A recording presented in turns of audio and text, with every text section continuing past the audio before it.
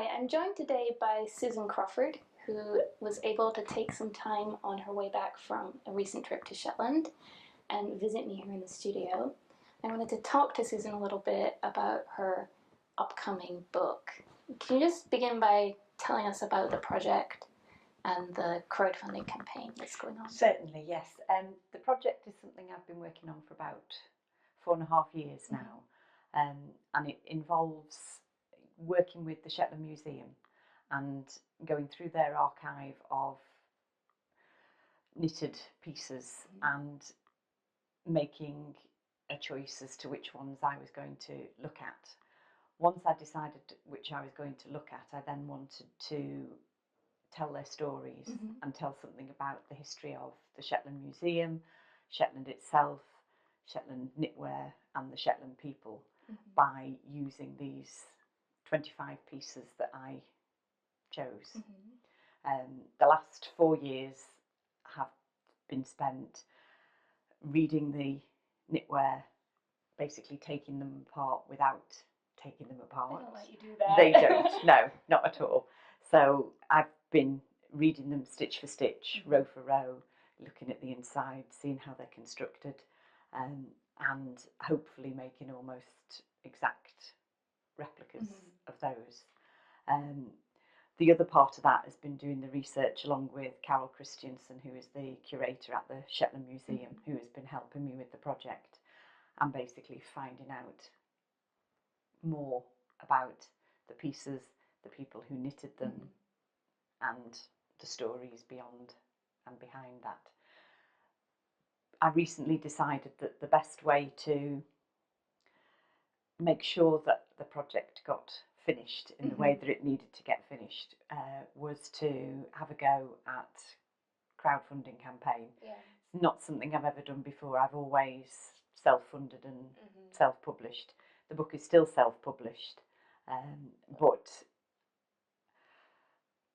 I just wanted to really, I suppose you spend 4 years on something and you start living in a little bubble and you begin to believe that nobody else actually cares about what you're doing. And this, as much as anything, has been a great way for me to discover that actually other people... That's not true at all. No, it's not true, that people really do care. And are eager to see the book finished.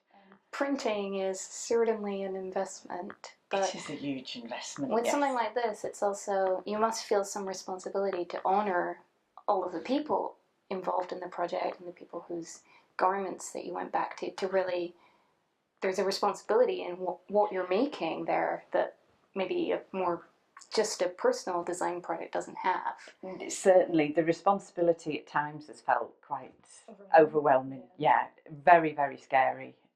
There are several times when I've become quite panicked about what I was doing and almost thought, I don't know whether I should even do this, whether I should stop. But something always told me to carry on, and Carol has been very supportive, and we've had several long conversations where she's encouraged me to just keep moving, keep moving. The stories need to be told. Most of the people who knitted these garments, other than a line on a computer printout in the museum, they're unknown. Their stories are unknown. Why they knitted these pieces are unknown, and what went on behind it is also unknown. So at some point somebody needs to tell these stories, because with every day that passes, these garments are deteriorating and their stories will eventually disappear. That's the part that I find really interesting, is the stories and the social history, and I mean the patterns and the knitting, and the book does include patterns for the garments. Oh yes, it does, yeah. And those are interesting, but the part that I'm excited about is the stories. And what drew you to Shetland? I mean, your interest in vintage knitwear, I think we're all familiar with, but what drew you to Shetland in particular? I suppose initially it's like everybody, you have this idealistic image in your head that there is this knitting nirvana somewhere 60 degrees north, where the world just revolves around wool. When I first did Stitch in Time Volume 1 back in 2007, I got a lot of support from Jameson and Smith, and got to know them very well. So I think the first time that I went, which was shortly after that, was down to them sort of saying, come and we'll show you around, and you're not going to say no to an offer like that. So that was the first time I'd actually gone. And I think it was on that very first trip, or certainly probably only the very next one, that I met Carol. Was amazed and honoured to find out that she had the book and loved what I'd done. And it was Carol who said to me, you must come to the archive and let's see what you make of it and where you would want to take some research. So we had a very open-ended brief when we first started. She just wanted to see what I would decide to do with it. And I don't know whether I had a firm, I don't think I did have a firm idea before I actually saw what was appearing in front of me. I don't think I had any idea how much knitwear they had. You see what's on display, and it's just a small part. No. I mean, they've got some things so precious that I don't think they'll ever be able to have on display. But I think my particular interest is the first half of the 20th century. So before I even went, I had limited myself to that time period. And particularly in Shetland, there was so much change going on when they were moving from lace knitting from the 19th century into fair owl knitting in the 20th. So there was so much going on behind the scenes that I knew and was interested in already, that I was drawn instinctively to that period. And the wealth of garments that they had is quite staggering. And so I just started looking and choosing, and really, I'd say the garments almost started to choose themselves, and it was only once I'd picked them and I started looking back at them that I started thinking, oh, so why have I picked this one? And lots of them did have stories, which was really important, because I'd decided almost as soon as I started looking that I wanted to tell the context, yes. But then I started to look at them and I realised that the ones that I was being drawn to were, I think I used the word before, that they were non-standard. They were things that, for the time that they were made, were quite experimental or quite unique, or had something wrong with them. And lots of them had signs of wear and tear and adjustment and adaptation, and that really appeals to me, because I love being able to see the lifetime of the wearer within a garment. And all of these, they've lasted so long because somebody has loved them, and they've worn them, then they've passed them on to the next generation, and it is usually at least the next generation, if not second generation, before they've been passed to the museum. Carol made a very interesting point that there is very little knitwear in the museum archive from the 1960s onwards yet, because people are still wearing them, and that's wonderful.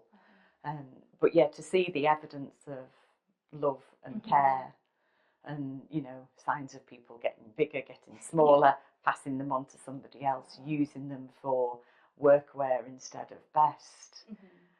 It all tells so much about that person's life. There was also imperfections even in the knitting and in the construction, which maybe initially seems a bit of an odd thing to choose, rather than choosing all the ones that were all beautifully, perfectly knitted and perfectly designed. But to me, again, it was those strange things that made them more fascinating and showed so much. I mean, even just from one garment, seeing that the first motif that had red in it was done in one shade of red, and then the next motif had a different shade of red, immediately, to my mind, tells me that person was using up odds and ends.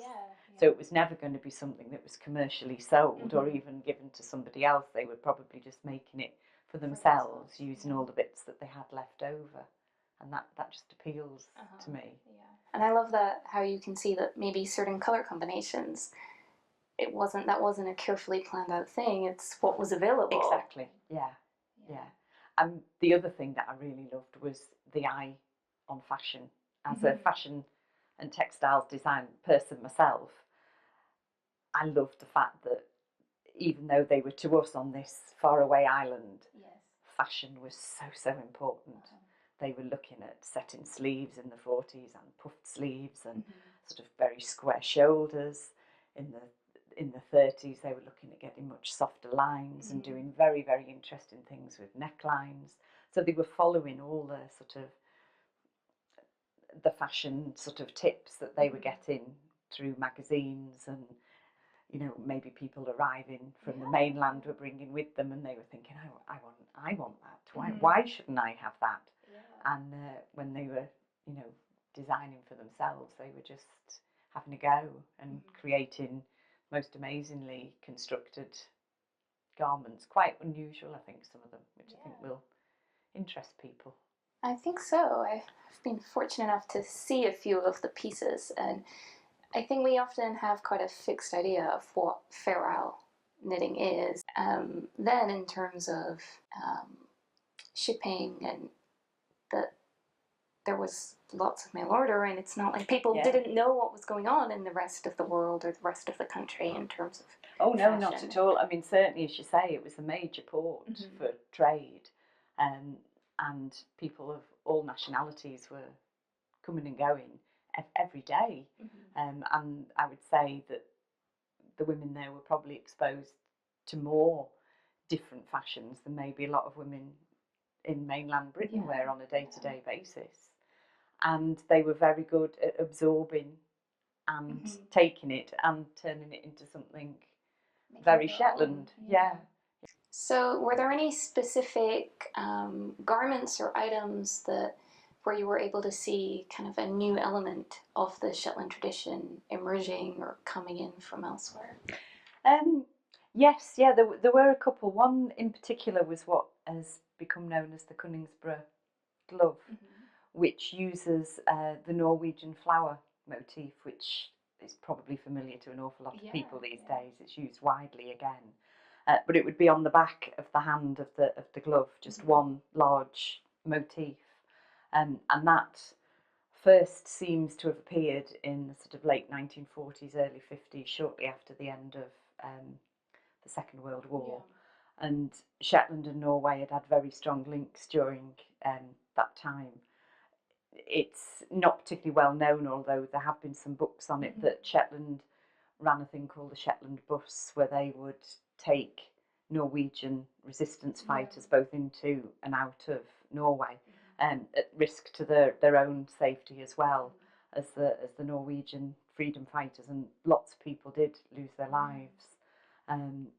But obviously, with the presence of the Norwegian men at that time, I think people started to see these Norwegian motifs. They were very interested in the vertical Fair Isle rather than horizontal Fair Isle, and they started to use it. But say one of the most common ways it was used was on these particular gloves. It appears to have become called the Coningsborough glove because the anecdotal evidence that the museum told me about is that there is one lady who is attributed with being the first person to knit these gloves, and she was based in the town of Coningsborough, which is not far from Lerwick, and she and her two daughters would spend all day, every day, just knitting these gloves because the demand was so great that they couldn't keep up with keep up their supply, and even to the point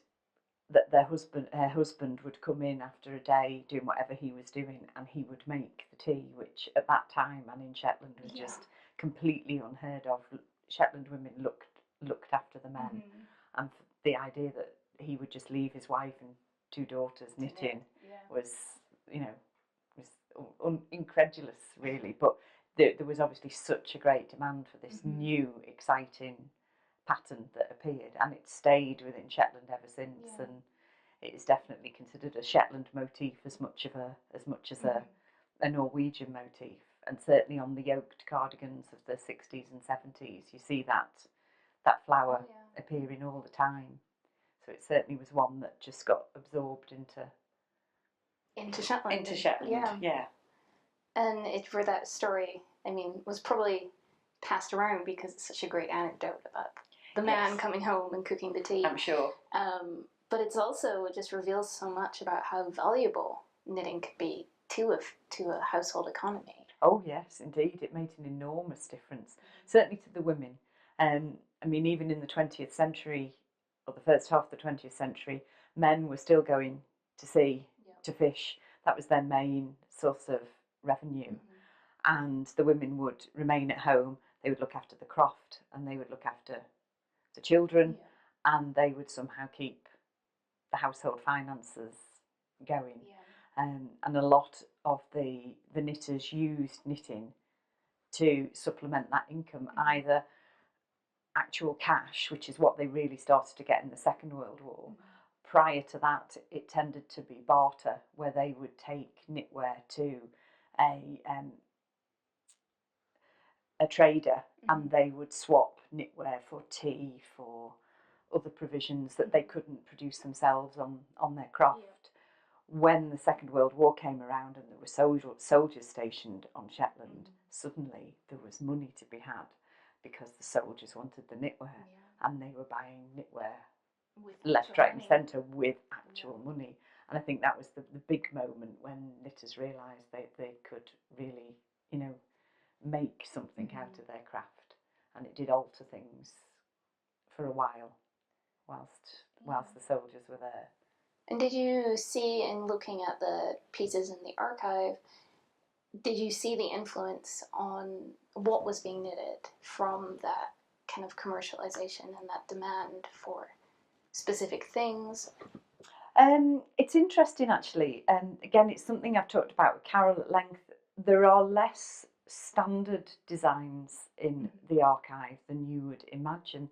And the main reason for that is that they were generally bought and taken off the island. Yeah, they were doing their job well because the knitwear left. So a lot of what is left, and in my opinion is more special, are the more unique things. A lot of the things that you see in the catalogues and in the advertisements for the various department stores and knitwear companies that were on the island, most of those are not evident in what I found in the archive, because they, as I say, they've all flown. Saying that, Carol does receive letters and emails from people all over the world who will say, my grandfather had this sweater that he bought in 1953 or 1962 or whatever, and they've passed away now and we don't really know what to do with it, but we don't want to throw it away. Would you like it back? So eventually these jumpers Coming full circle. come back, which is rather wonderful, really, that they leave and then they return. So it's sort of like home faring for jumpers. Yeah. And did that commercialization affect, I know you have you're personally interested in a specific time period, but did that affect sort of how you decided to focus the book, or? I suppose so, because it's an underlying fact. It's there in everything that Shetland was and is that the knitwear was there to be a business and to be an industry and to make money. So even the pieces that I focused on, the reason, or some of the reason that they are special, is that that they have been created by somebody who normally would be knitting for a much more pragmatic purpose, and this is their moment of self-expression. There wouldn't be hundreds of these because they just don't have time to make hundreds of those. The ones they've made hundreds of are the ones that are always the same colour or always the same pattern, or certainly with very minor variation, because that was how they could make ends meet. So yeah, it's there. There's that seam of need is there throughout the entire story, I would say. And were there things you found in the garments that you looked at that maybe changed how you thought about Fair Isle, or the rules that we apply to it? Yeah, absolutely. Yeah, I think exactly as you said, we've applied the rules the rules have sort of been added almost retrospectively and with knowledge, a forethought basically of what has evolved in Shetland, rather than, I don't think anybody sat out on in day one when the first Fair Isle jumper was knitted and said, right, we're going to do this and it will be done like this here on after. I think through pragmatism and expediency and speed, certain rules have evolved, like 2 colours to a row, slightly dropped sleeves, things like that, things that just made the knitting easier, faster and quicker. But when you look at the pieces, or a lot of the pieces that I've chosen, those rules have either been ignored or didn't exist in the first place, and it's only us who have decided that they were governed by these rules, when actually they probably weren't. Even commercial patterns, or very standard patterns as we see them, when I actually look closer, there were all sorts of variations that sort of didn't work. A lot of the ones similar to this 1920s vest that is here, I found that on a lot of these type of garments, the Peary motifs and the main motifs were not divisible into the same. They don't line up. They don't line up. So you would have a 16-stitch Peary motif and a 34-stitch main motif. And I think there's one number between 1 and 500 and something that they both divide into, and nothing else. So in actual fact, the jumper has increases and decreases all the way through it, quite randomly. And if you hadn't blocked it, it would have gone like this up the sides. Of course, they're stretched. But they're stretched, so that becomes unnoticeable until you try and work backwards from the garment, and then you suddenly find out that actually the maths makes no sense. And the grading becomes, if you're not just making one, you're writing a pattern for multiple sizes. The grading becomes absolutely impossible, really, because if there's only one number between 1 and 500 and something, there's only another one between 500 and something and 1,000. So the jumpers are going to go from that to that. So I did have to take some very small liberties here and there, and I agonised for, I would actually say it was months. I agonised over it, whether I had a right to make those changes, change a motif even so minorly. It was still something I felt very, very awkward about.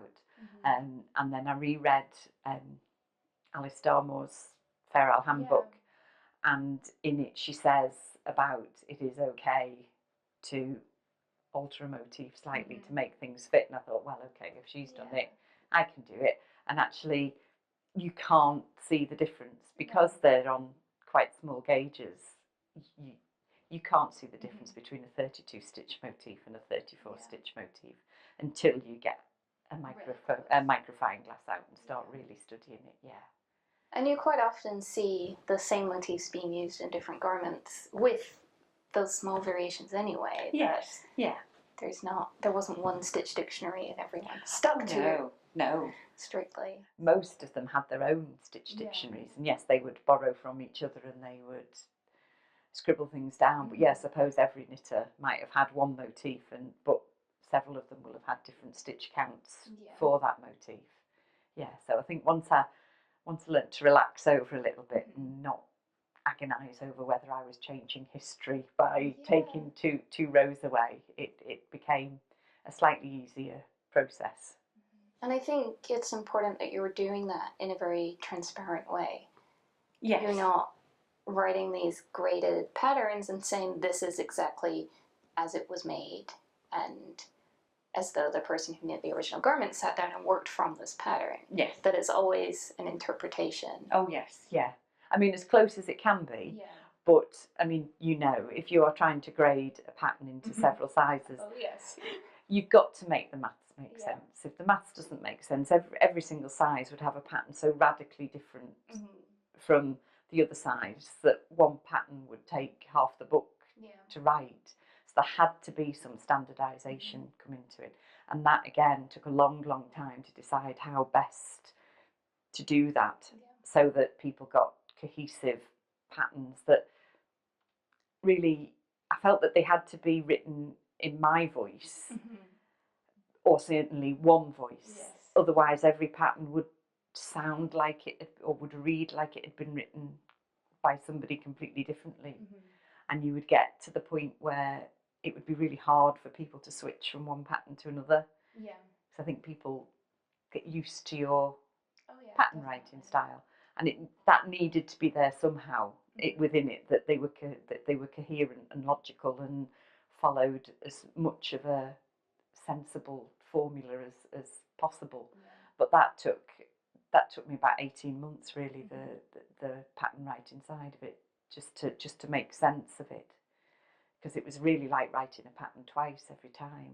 I'd write the pattern as it had been knitted, and then try and figure out how to take that forward into a logical, multi-sized pattern. Yeah, I don't want to do that, that's for sure. Yeah, that's a big challenge, and a lot of little decisions being made constantly.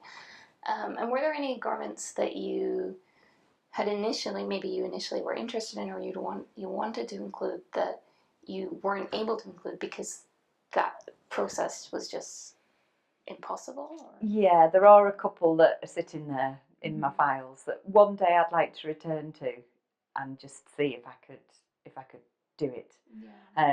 Others, it was difficult to say. There had to be something to say. And there are some that there really wasn't enough to say about them. They might have been lovely garments, but the story was minimal or transparent, or has already been told and told better, and there's just no point going over it again. So yeah, there are many more that could have made it and didn't make it. A couple, there is probably one that beat me. That one day I will beat it. Okay. Yes, Yeah. But yeah. I'm impressed if it's only one. And I think you've talked a lot about what you were able to see within the garments themselves in terms of revealing their stories and the mending and the love and the different hands being involved. But what was the process for, I'm sure everyone was different, but for kind of finding the stories and the research element for that? Yeah, I suppose each one, as you say, did come about in different ways. Obviously, I've only been able to go to Shetland a number of times each year. I would love to have spent a lot longer there, but life has to continue, so you're sort of juggling everything. Some of the stories behind them are sort of already partly known. Some of them have been prize winners, or have been in local shows. There used to be, certainly during the 30s and the 20s, regular local and national knitting competitions. The likes of the Daily Mail used to run an annual national knitting competition for the whole of... I think we should bring that back. I know. For the whole of the UK, and the money was the prize money was big money. I think the one that we've got that's in the book that was in that, I think won £10 for third prize in the 1930s. I mean, that was a huge amount of money. And the skill level involved was also really, really high. The one that it's actually we've got 2 or even 3 prize winners of different competitions, but they are of such a high standard that obviously, they knew that to take part in a national knitting competition at that time meant you had to be absolutely incredibly good at it. So yeah, again, what's great about Shetland, with it being an island, a lot of the information has remained on the island, and it's been easier than maybe it would have been if that information had been disseminated anywhere. So there are records in the newspapers of when somebody has won something. There are still flyers of some of the competitions that people took part in, and obviously because it is an island, there are people who are of the same family of somebody from 3 generations ago, and you can then talk to them.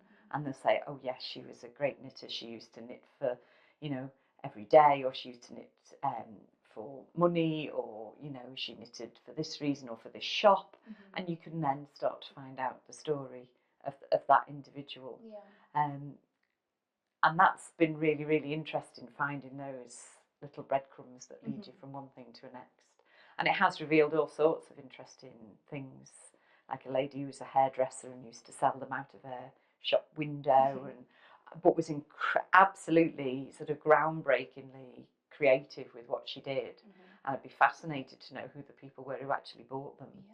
She did sort of very fine lace knitwear with big chunky zips up the front, and you know, it was cutting edge, it really was. It was avant-garde fashion, which I don't think is something that we think of as Fair Isle.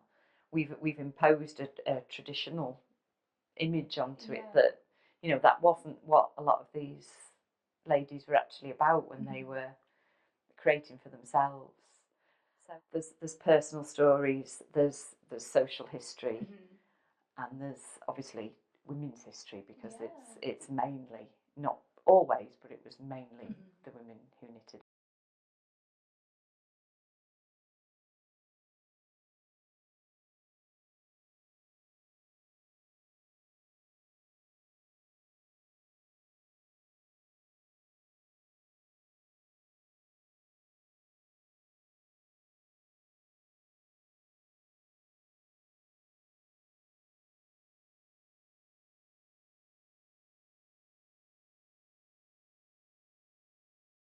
So you were finding a lot of experimentation and maybe things that didn't go right the first time in these garments, and from what you've told me about them, it sounds like there were a lot of things that maybe we think of as being much more contemporary, like, or things that are part of the kind of internet age of knitting, like seamless set-in sleeves or those kind of experiments. Yes, there are evidence of all those type of things. There is certainly seamless set-in sleeves. There are quite fascinating what appear to be seamless saddle shoulders using Fair Isle, which is just so impressive and so incredible. There are lots of, as you say, there are lots of bits of experimentation where they haven't quite worked out, and it's lovely to sort of see that progression. There is one sweater from the early 40s where obviously the influence of set-in sleeves and puffed sleeves were, you know, she desperately wanted a puffed sleeved Fair Isle sweater, and she's achieved the set-in sleeve, but when you turn it inside out, it would appear, well, it certainly, well, I'm sure that this is what has happened. The set-in sleeve has been created by just cutting the shape out of the knitwear. So I think it's been knitted as a seamless tube, as it would have been normally. And rather than just being cut up the steek, she's actually cut a shape into it and then added the sleeve. And it's just so bold when you think how scared we tend to be now about steeking, that somebody's just thought, well, that's not the right shape, and she's just treated it like a piece of fabric and just cut it away. She's then made the sleeves, and then obviously when she's tried it on, it still hasn't sat quite right, because the 40s puff sleeve should sit high, and it's actually your shoulder bone that should keep the puff standing up.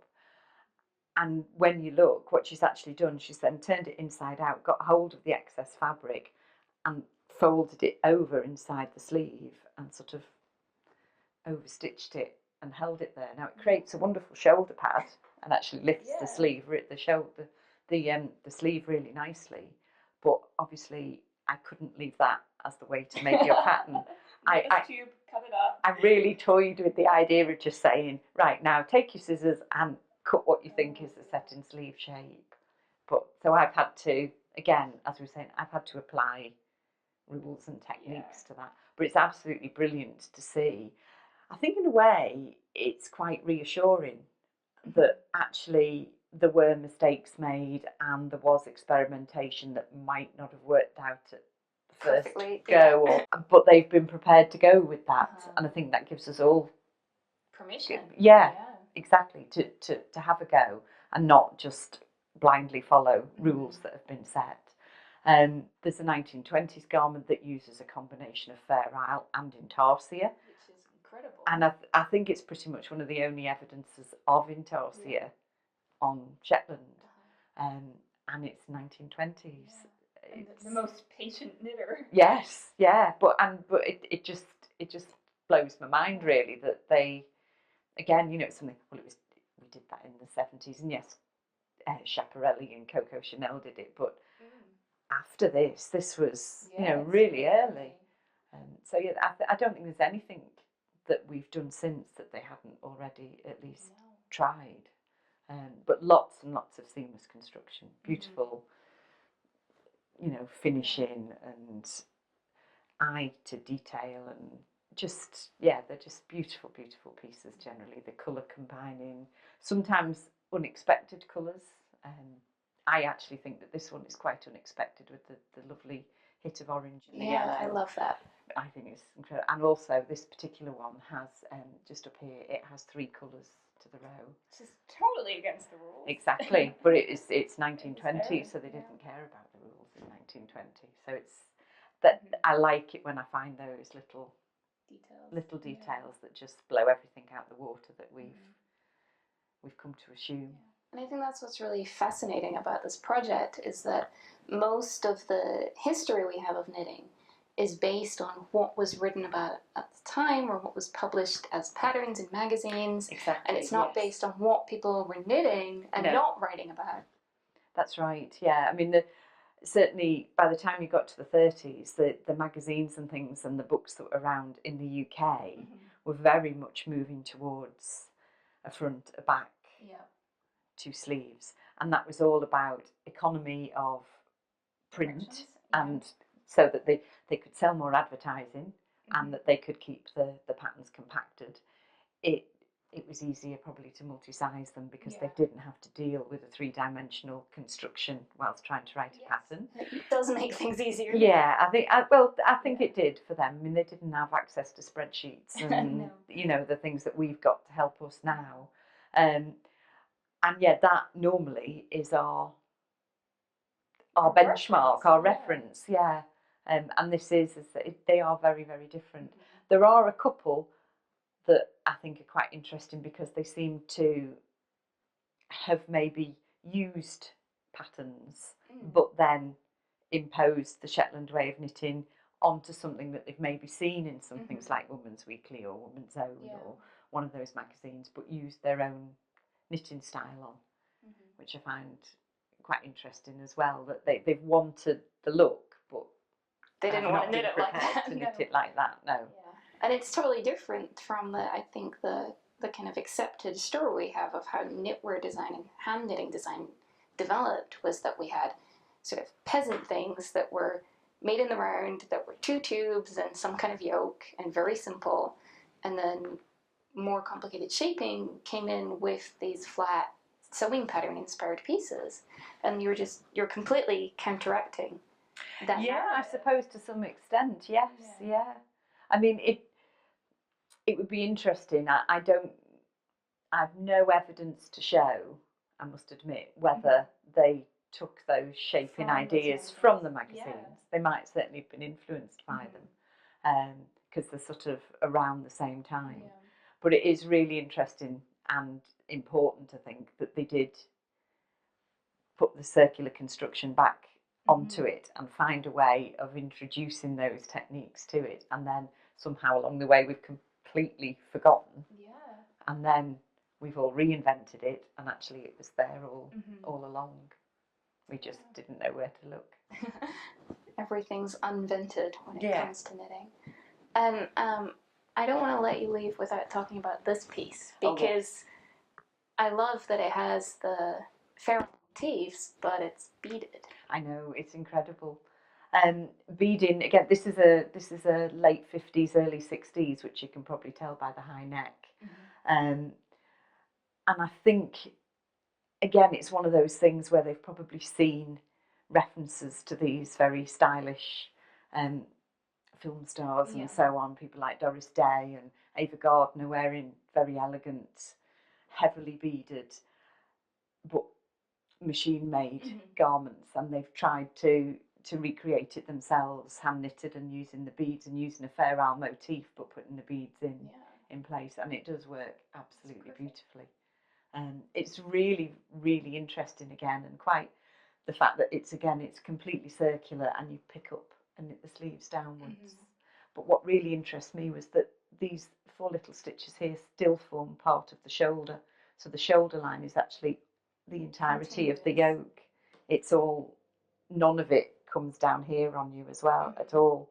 So it's very, very flattering to everybody. Yeah, it's a sort of a yoke set and sleeve combination. Yeah, exactly. Yeah, and it's not creating that wider visual line that some people don't feel comfortable with. I think I wrote a book with that. Exactly. Yeah. Thought you might remember that. But yeah, so I just think it's incredibly flattering. It was incredibly contemporary for its time, but it's used all the Shetland methods that we think about, but with just a few added touches, as I say, with the setting sleeve and the very, very high yoke. And this was obviously sort of the starting point towards the lovely yoked cardigans and sweaters that we all love from the 60s and 70s. And what was you've matched the colours for each of the garments as much as you could. Yes. What was that process like? Well, I think when you first start it, you don't even think that there's going to be a problem. It doesn't even cross your mind. One of the first things that I really began to realise why it would become tricky is that the likes of this one are obviously, these are what used to be termed a 3-ply wool in the olden days. Yes. Those of you anybody who is into vintage knows that phrase quite well, but it has quite a different tension and a different finish, really, even to almost anything that you can get these days. It's similar to some things, but not exactly the same. And the colours were very, very distinct, and I began to realise that I wasn't going to be able to do it. So for some of the garments, they all use my take on that particular period of yarn. So it's a yarn called Fenella, which is still 100% wool, as I think everybody would probably expect, because most of the yarns then were pure wool. But all the colours that are in the range are all from garments in the museum. So there's a cardigan that's got 10 colours alone in, so I had to have 10 colours straight away, and then there's another one that's got another 6, and so on. So this range just sort of big. Yes, it did. So I think there's 25 colours in all to fill in all the gaps. And they knit therefore to the same tension. So this one is actually quite fine. Yeah, it is. But you wouldn't get that look. You just wouldn't get that if it was on anything thicker. Yeah, my first pattern was in vintage 3-ply that I inherited from my grandfather, and I didn't know anything about knitting. Well, I didn't know very much. All my books were Autumn's books, and it didn't even occur to me that 3-ply wasn't something people could go and buy. No. And you definitely shouldn't listen to the 1950s labels that tell you they're machine washable. No. I don't know what that was treated with, but it did not survive. No, that's a shame. But again, interestingly, the 3-ply, it's a bit like sport weight or fingering or 4-ply now. There was no one tension for all 3-ply. They did tend to vary. But what is quite interesting about that weight is that you can put it on all different needle sizes and get a very big range of gauges from it, which makes it a really nice yarn to work with, because you can sort of move it to fit where you need it to go, really. And I love it for the stranded color work, that sometimes those can be quite chunky, and it works in a cardigan or something that's sort of outerwear, but sometimes for a vest or something very close fitting, you want that finer fabric. You do. You're doubling it, essentially. Exactly. Yeah. I mean, there is one where I've actually used this is going to probably freak people out completely, but it's the equivalent of a 1-ply lace weight silk to make it's called the Jeannie Johnson vest, which I think a lot of people are probably familiar with, and it used viscose at the time, or rayon, because it was the big new fabric in the 1920s, and it's 11 shades of viscose, which I wasn't about to try and replicate. So I did. That's a step too far. Exactly. So I did it in silk instead. But we've got a very limited amount of these 11 colours. So if anybody wants to knit one, they'll have to get in quick, because it is a rarity. But it's got a gauge of 46 stitches to 10 So it's really one to knit so you can show off. Yeah, just sleeveless. So it has got that bonus. Yeah, and it's short. Sleeves are much bigger than you think they are. Sleeves are sleeves enormous. as being this wide. They're not. No. Was there anything about this one that else you wanted to talk about with it? Can I try it on? Why don't you try it on? Okay. What's really interesting, we should see actually, because this, believe it or not, was in the book. It's going to be both sized for women and for men, and also for children. But this one was actually for a man. In the same size? Exactly as it's come out now. Okay, so let's see. What do you think? Perfect fit.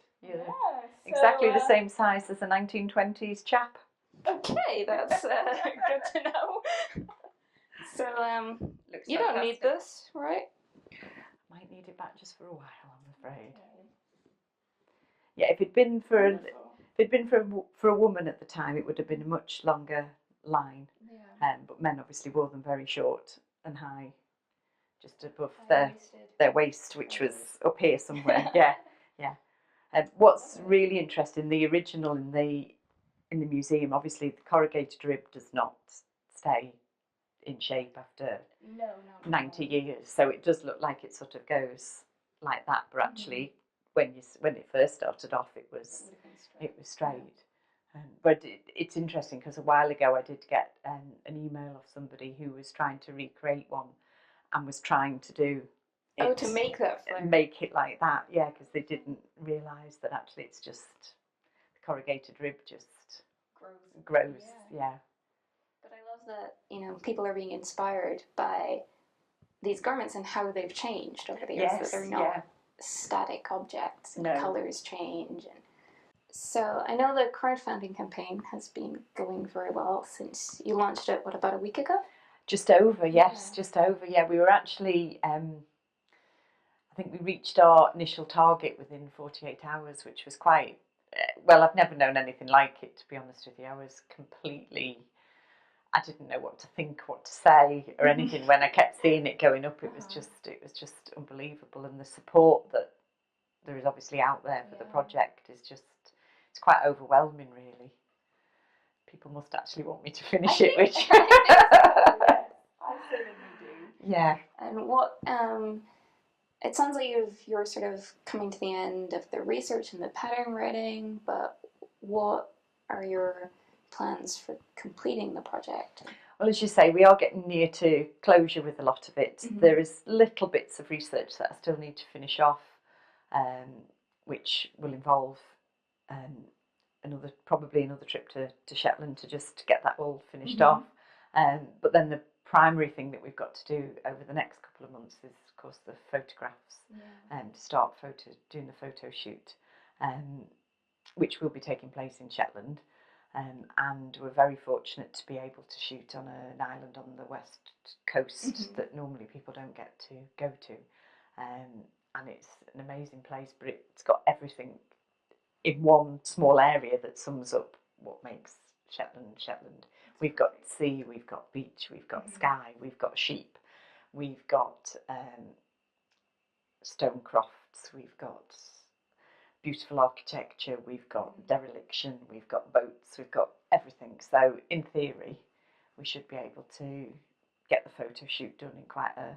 Like driving all over the place. Exactly, yeah. Once we're there, we can really get to work and get the photos done. And hopefully it will provide people with something that's visually beautiful as well as educational. And it's sort of visually putting these pieces in context in a way, that putting them in their stories. Exactly, yeah. I think over the years, a lot of people have appreciated the books that I've done as much for the imagery almost as for Yeah, they're great coffee table books. Yeah, and yeah. I think this will be probably even more so that it's got a much broader appeal than people who are interested in knitting patterns. That it's got those.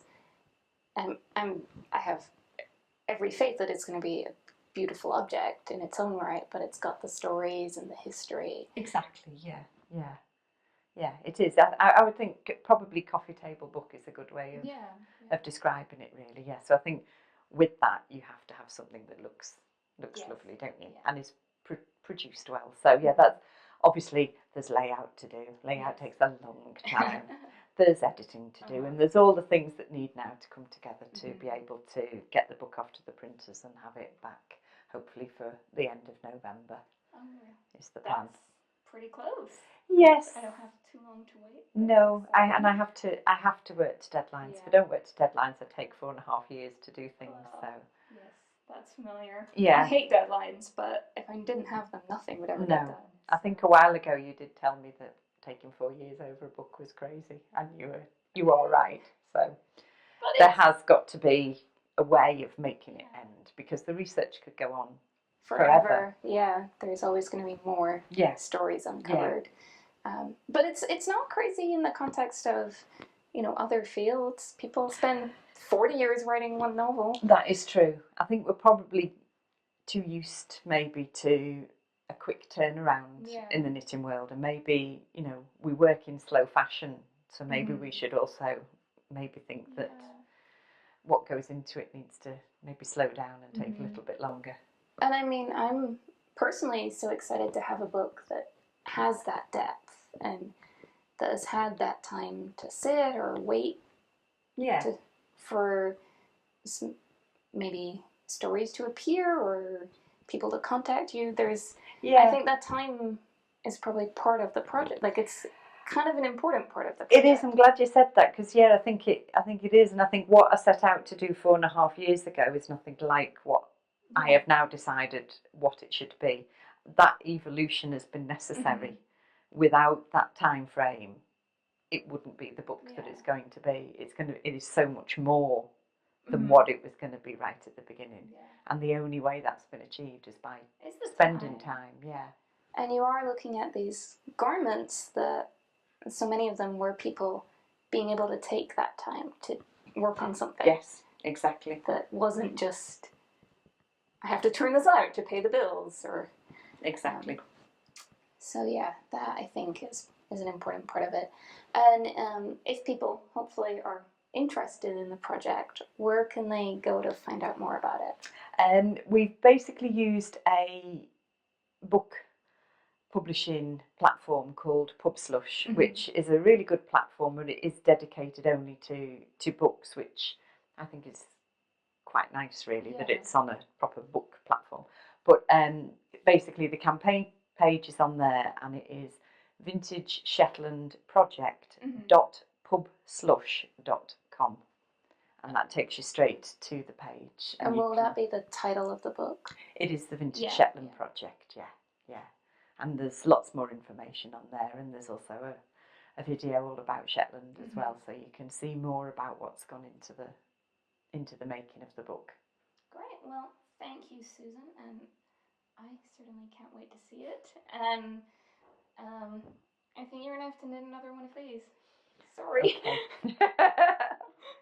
Thank you very much.